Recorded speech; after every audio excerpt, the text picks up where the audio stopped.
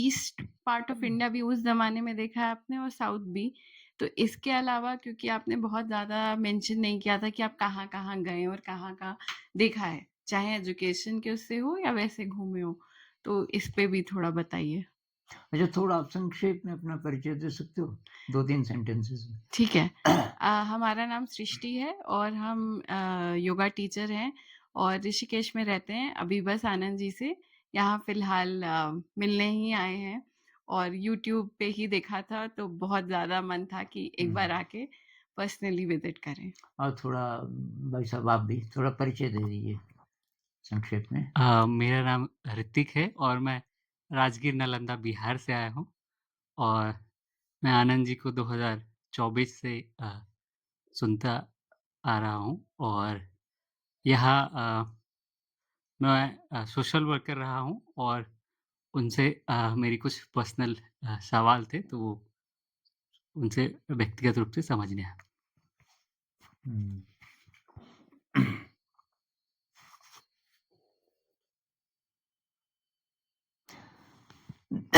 रहा तो मैं कई जगह लेकिन ऐसी जगह हैं जहाँ से मैं कुछ सीखा शिक्षा से रिलेटेड तो 2 ही जगहें थी। शांति निकेतन से शायद मैं बहुत ज़्यादा सीखा और क्योंकि मेरी नज़र में हमारे देश में रवीन्द्रनाथ टैगोर ऐसे संत हुए हैं, जो कि क्लास टीचर भी थे और उन्होंने बुक्स भी लिखी। एक तरफ उनको नोबेल अवार्ड मिला, उस स्तर के राइटर थे। लेकिन वो कक्षा 1 के लिए भी उन्होंने किताबें लिखी हैं। उसको पाठा भवन बोलते हैं, अभी भी चलती हैं वो किताबें। तो वहाँ से मैं बहुत सीखा और वहाँ के परिवेश से यूनिवर्सिटी है तो काफ़ी 4000 5000 स्टूडेंट्स और तो उनका जो वहाँ जो कल्चरल माहौल है पूरे बंगाल की कल्चर तो है ही वहाँ, लेकिन शांति निकेतन में बहुत प्रकार के डांसेस, बहुत प्रकार का म्यूज़िक पूरे देश का वो सिखाया जाता है। तो वहाँ से मैं बहुत सीखा और उसके बाद ये जे कृष्णमूर्ति जी का जे कृष्णमूर्ति जी के स्कूलों में प्रॉब्लम ये थी कि बहुत समृद्ध घरों के बच्चे थे, पैसे वाले घरों के। हुँ। तो ज़रा सिम्प्लिसिटी नहीं थी मेरे हिसाब से और सोफिस्टिकेटेड थोड़ा ज़्यादा थे लोग। तो लेकिन सीखा मैं वहाँ भी बहुत। और जगह मैं रहा, लेकिन मैंने लाइफ़ स्टोरी में कवर की हैं वो चीज़ें। जैसे मैं कुछ दिन गुजरात में रहा, तो वो शिक्षा से रिलेटेड नहीं था लेकिन। हुँ, शिक्षा से रिलेटेड तो ये 2 ही जगह थी, मेरे हिसाब से। जी। एक एक और सवाल है कि इससे हट के कि जैसे हम किसी चीज़ को ढूँढते हैं, जैसे गुरु को ढूँढते हैं या कोई इंसान को ढूँढते हैं या कुछ भी जगह ढूँढते हैं, तो क्या हमें प्लान बना के एक्टिवली ढूँढते रहना चाहिए या जब मिलनी होती है चीज़ें, तब अपने आप हो जाती है?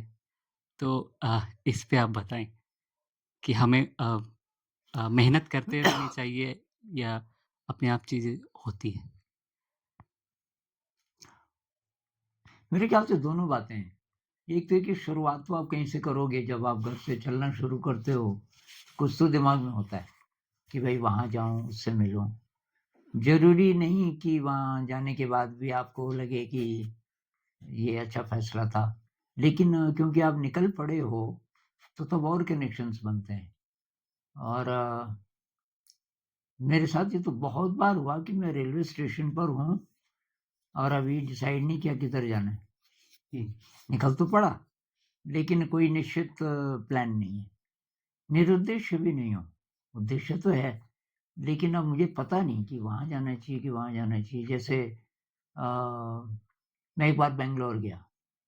अच्छा ये बाय द वे शिक्षा से ही रिलेटेड मैंने नाम बहुत सुने, तो जहाँ-जहाँ नाम सुना वहाँ-वहाँ मैं गया। तो एक बार बैंगलोर भी गया था और वहाँ कुछ स्कूल्स थे। एक तो कृष्णमूर्ति स्कूल भी था। तो कृष्णमूर्ति स्कूल्स मैंने सारे देखे, उस समय 4 ही थे। एक मद्रास में था, द स्कूल, एक बेंगलोर में था वैली स्कूल, एक था राजघाट में बनारस में, उसका नाम ही शायद राजघाट स्कूल है। तो कुछ दिन रहा, 1 हफ्ता 10 दिन इन सब जगह।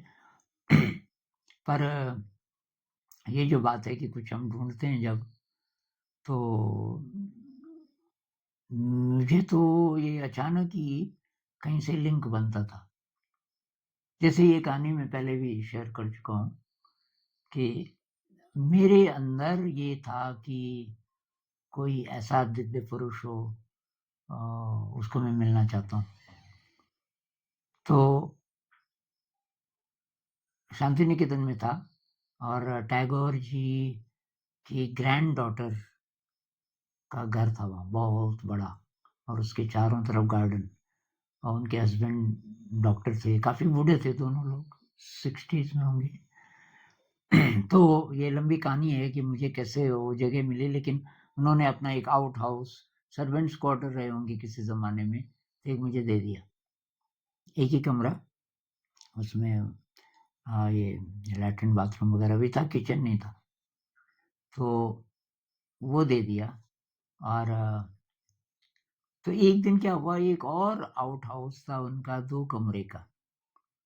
तो शांति निकेतन में मराठी डिपार्टमेंट शुरू हो रहा था, और उसे शुरू करने वाली थी एक बहुत बड़ी राइटर मराठी साहित्य की, वीणा अलासे। उनके बारे में मैंने बताया कि एक वीडियो में। तो ये डॉक्टर लाला, उनके ग्रैंड डॉटर के हस्बैंड ठाकुर जी की, और उनका नाम था पुष्पा दीदी, उनकी ग्रैंड डॉटर। ये दोनों 8 बजे से पहले सो जाते थे शाम को, क्योंकि पुष्पा दीदी 2:30 बजे उठ के नहाती थी। और कुछ लोग कहते थे थोड़ा दिमाग कुछ खिसक गया इनका, लेकिन वो नहा के और तब श्रृंगार करती थी। बहुत सुंदर भी थी देखने में, थी 62 साल की, बहुत शानदार कपड़े वगैरह वगैरह। अब उनसे मेरी दोस्ती हो चुकी थी थोड़ा। उन्होंने एक तानपुरा ला के दिया कि आनंदो, सकाले गान करो, सुबह सुबह तुम गाना करना, और हम थोड़ा थोड़ा हिंदी भी बोलती थी। हम कॉफ़ी लेके आएगा, कॉफ़ी पी के तारपुर हमरा बैठाते जाएगा, मतलब घूमने जाएंगे, आधा बंगला आधा। तो उसने मुझे मिलाया बहुत बूढ़े बूढ़े लोगों से। अब एक दिन उस जमाने के, ठाकुर जी के जमाने की क्रीम, मतलब शांति निकेतन के जो बड़े कलाकार, फिलोसोफर वगैरह। अब वीणा अलासे को ये काम दिया गया।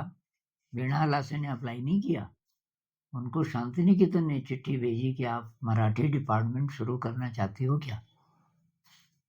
तो आ गई एकदम हाउस वाइफ, सिंपल। तो वो जो डबल कमरे वाला एक सेट था, उसमें वो आ रही थी उस रात। तो डॉक्टर लाला ने बोला कि यार आनंद की वो तो ट्रेन उनका बहुत लेट में आएगा, और तो थोड़ा उनको पानी पुनी देना है। तो उनके 2 हौज थे, एक में पीने का पानी होता था, एक में नहाने वगैरह का, क्योंकि वो टूटी पे नहीं आता था फिर एक टाइम के बाद। मैं कहा जी हो जाएगा। हुआ ये शायद 9:30 10 बजे। अब गर्मी बहुत ज़्यादा थी, तो मैंने केवल अंडरवेयर पहना हुआ था, बाकी कपड़े उतारे हुए थे। उन्होंने सोचा सर्वेंट होगा। तो मैंने खोला और नमस्ते, मैंने नमस्ते की, उन्होंने जवाब नहीं दिया। तो मैंने कहा जी मैं पानी लाता हूँ आपके लिए, कितना पानी चाहिए आपको? बाथरूम में भी पानी नहीं है। हाँ कि नहाएंगे? तो मैंने कहा अच्छा। तो मैंने उनकी बाल्टियाँ बुल्टियाँ भरी, फिर मैंने कहा ये पीने का पानी, ठीक है? तो ठीक है क्या, आप जाओ। मैंने कहा अच्छा जी। अब सुबह वो डॉक्टर लाला घूमते थे, उनका गार्डन था बहुत बड़ा, एक ही चक्कर काफी बड़ा हो जाता था। और वीणा ला से इसलिए जल्दी उठी कि उनको, उनके साथ उनका बेटा आया था, उसको सी ऑफ करना था, तो वो भी जल्दी उठ गई थी। तो डॉक्टर लाला ने पूछा होगा कि आपको दिक्कत तो नहीं हुई? कि नहीं, वो जो लड़का है ना, कि वो प्रोफेसर है, कि वो छोड़ के आया। प्रोफेसर कहाँ? कि वो हरियाणा में कॉलेज में पढ़ाता था इंग्लिश, और छोड़ के आया शांति निकेतन। अब वो बहुत खराब महसूस करने लगी कि मैंने बात ही नहीं की ढंग से। तो इंतजार कर रही थी कि मैं कब बाहर निकलूं।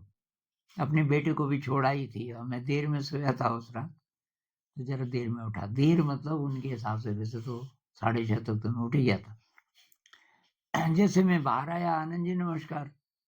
मैंने कहा यार ये वही है, ये तो कल तो इसने जवाब दिया ही नहीं, चाय पियेंगे? मैंने कहा चाय तो पी लेंगे, चाय के लिए तो मैं ना बोलता नहीं। तो चला गया अंदर, वहां थी ये किताब कृष्णमूर्ति नोटबुक। अब कृष्णमूर्ति नाम मैंने कहीं पढ़ा हुआ था, मैं वो देखने लगा, क्या आप जानते हो? मैंने कहा पढ़ा नहीं है पर इनका नाम सुना है। कि अच्छा। तो फिर उनसे थोड़ी थोड़ी दोस्ती होने लगी। फिर कहने लगी कि तुम भी एक स्कूल में मैं उन दिनों पढ़ा रहा था, वो जेब खर्च दे देते थे थोड़ा 300 रुपये, और वहाँ हिंदी पढ़ानी थी। बाद में मैं इंग्लिश में पढ़ाने, हिंदी वाला नहीं मिला उनको, इंग्लिश वाले तो मिल जाते थे। कि तुझे अच्छा लगता है वहाँ? मैंने कहा नहीं, कि छोड़ उसको। तो मैंने कहा मेरा जेब खर्च, अरे कि तू यहाँ जाए, 2 कमरे है ना, ये छोड़ दे, क्योंकि ये स्कूल ही पे कर रहा था इसके लिए। खैर पीछे पड़ गई। तो मैंने कहा अच्छा ठीक है, तो उनके साथ रहने लगा और वो किताब में पढ़ने लगा, कृष्णमूर्ति नोटबुक। फिर बोले जोर से पढ़। मैंने कहा आप नहीं पढ़ी? पढ़ी कि कहीं कहीं से, पर ज़्यादा नहीं पढ़ी। तो अब मैं पढ़ूं थोड़ा सा और बहुत गहरे चला जाऊं उसमें, ऐसा क्या है इसमें? मैंने कहा मैंने पढ़ के सुनाया, आपका क्या मीनिंग है? वो कुछ कुछ बोले पर मैं कुछ और ही बोलूं, हर बार डिसएग्रीमेंट। मैंने कहा आप समझे नहीं। अब वो इतनी बड़ी राइटर, टीवी में आती थी, बांग्लादेश वाले बहुत इनवाइट करते थे, 4 भाषाएं आती थी उसको, बांग्ला, हिंदी, इंग्लिश, मराठी। तो उसको कई बार उसको गुस्सा भी आ जाता था कि ये कैसे बोल दे रहा है। तो खैर अब एक दिन क्या हुआ कि मैंने कहा आप जानती हैं इनके बारे में? वो कुछ नहीं, उनको ये भी नहीं पता था ये जिंदा है कि नहीं। एक दिन विद्या भवन हॉस्टल में एक मेरा दोस्त था, उसने बोला कि आनंद जी आप ठहरिए, तब इकट्ठे चलेंगे। वो तैयार हो रहा था, इतने में मेरी नज़र पड़ी, उधर एक था, कोई रिसर्च स्कॉलर रहा होगा, 28-30 साल का, उसके हाथ में किताब थी, जे कृष्णमूर्ति, लाइफ अहेड। मैं जान पहचान तो थी, मैं कही एक्सक्यूज मी, लेकिन ये आप जानते हो ये कौन है? ये कि बहुत बड़े संत हैं। मैंने कहा ये कृष्णमूर्ति भारत के हैं ना? हाँ कि लेकिन ये विदेश रहते हैं ज़्यादा, लेकिन भारत में आते हैं हर साल, इनके स्कूल हैं। स्कूल से मुझे आशा लगी, मैंने कहा मैं तो अब शिक्षा ही लाइन का हूँ, स्कूल वाले शायद ले लेंगे मुझे। मैंने कहा कहाँ की? ये तो पता नहीं, पर साउथ में इनके स्कूल हैं। एक जानकारी और मिली कि जिंदा हैं, इनके स्कूल हैं साउथ में। कहानी तो बहुत लंबी है, लेकिन मेरे छोटे भाई की चिट्ठी आई कि मैं पढ़ना चाहता हूँ, आप फिर मुझे सपोर्ट कर सकते हो। बीच में मैं, उसने बोला कि अब आपको पैसे भेजने की ज़रूरत नहीं है, मैं खुद ही कर लूँगा। तो 2-3 साल बाद वो फिर बोल रहा था कि, तो मैंने कहा यार मैं जॉब ढूंढता हूँ, कोई ना कोई जॉब मिल जाएगा। तो ये भी लंबी कहानी की कैसे कैसे करके, लेकिन मैं भीमावरम पहुँच गया आंध्र प्रदेश में, वहाँ मुझे जॉब मिल गई एक भारतीय विद्या भवन में। पर अभी छुट्टियाँ थी जून की, और वहाँ एक लड़का था रघु, वो 9th में आया था। उसके पिताजी ऋषि वैली छोड़ के यहाँ हेडमास्टर बने हुए थे, कि ऋषि वैली बहुत अच्छा था, और पिताजी ज़्यादा पैसे चाहिए थे, वहाँ पैसे कम मिलते हैं। और वो मेरे को पूछे, मैं शांति निकेतन के बारे में बताऊँ, 2 साल रहा था, आपके गलत जगह फंस गए, आपको ऋषि वैली जाना चाहिए, ऋषि वैली जाना चाहिए। और मैंने कहा यार, और कि वहाँ तो वो भी आते हैं कृष्णमूर्ति जी, वहाँ आते हैं कि हर साल? मैंने कहा किसको लिखूँ मैं चिट्ठी, कि एप्लीकेशन लिखो मिसेस थॉमस को, वो प्रिंसिपल है। खैर मैंने लिखा और उसका जवाब आ गया, और मैं वहाँ चला गया, उन्होंने ले भी लिया। वहाँ ये बात है सितंबर की 85, और सितंबर 85 तो नवंबर में कृष्णमूर्ति जी आए, और करीब शायद 1 महीना रहे होंगे वहाँ। तो 1 महीना उनसे बातचीत भी हुई, रिकॉर्डेड भी है, कहीं मैंने भी कुछ बोला था एक रिकॉर्ड में, अभी कुछ दिन पहले मैं देख रहा था। तो ऐसे वो मिले, इतने बड़े संत, इनके बारे में मुझे केवल नाम पता था। तो कुछ सोच कर तो हम चलते हैं, लेकिन ज़िंदगी किधर ले जा रही है, उसके लिए ओपन रहना चाहिए। ये नहीं कि बिल्कुल मैंने इधर सोचा हुआ है तो अब इधर ही जाना है। अब आपको संकेत ऐसे मिल रहे हैं कि भाई वहाँ जाना चाहिए तेरे को, तो वो सुननी चाहिए अपनी बात अंदर की।